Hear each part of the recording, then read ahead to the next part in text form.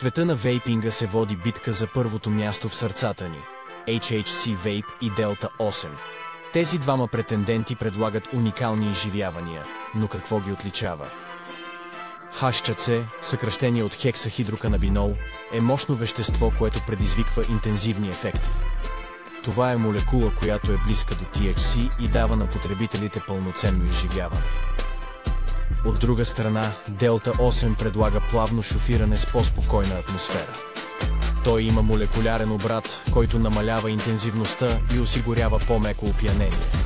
Що се отнася до безопасността, както HHC, така и Delta 8 са преминали строги тестове.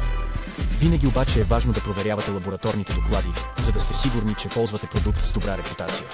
Така че, независимо дали търсите бърз прилив на енергия с HHC или дълготрайно сияние с Delta 8, изборът е ваш.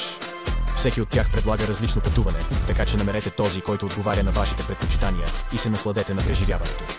Присъединете се към одисеята на вейп и изследвайте заедно света на HHC и Delta 8.